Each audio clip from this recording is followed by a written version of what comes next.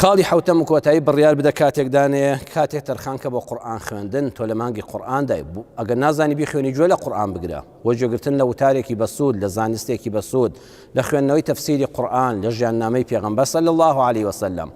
ئێمەش ئینشاء الله تعالی لە مزگەوتی ڕێگەی بەهەشت لە خزمەتتاندا دەبین لە پێشکەشکردنی زنجیرە باسی بزانە هەر جارە و بابەتێک لەباری دین و لەباری ژینمان بۆ بەختەوەری دنیا و قیامەتمان بەویستی خوا پێشکەش دەکەین.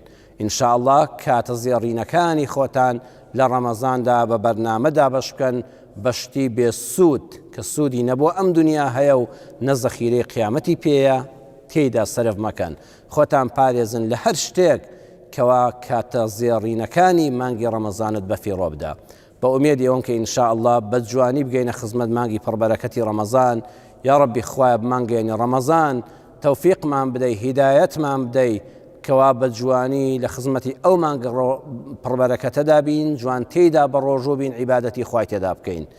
ئەی ئەو کەسانەی کە ئێستا دڵ ناڕەحەتن بەداخستنی مزگەوت وەرن بە کردار بیسەلمێنن کەوا چەندە شەیدای مزگەوتن بەویستی خواگە مزگەوت کرایەوە هەوڵ بدە یەک جەماعەتن نەفەوتێ یەک تەراویحن نەفەوتێ مەگەڕێ بدوی ئەو شوێنانەدا بەدەدەقە لە مزگەوت بڕۆیتە دەرەوە. ئەگەر تۆ ئەوەندە مشتاقی مزگەوتی وەرە لەو مزگەوتانەدا بەشدار بە کە عیبادەتی خوای بە تێر و تەواوی تێدا دەکرێ کە تەراویحی جوانی تێدا دەکرێ کە مەوعیزە و ئامۆژگاری و وتاری سودبەخشی تێدا دەکرێ بە کردار خۆشەویستیت بۆ مزگەوت و ماڵی خوا بسەلمێنە نەک هەر بە قسە و بە دروشم.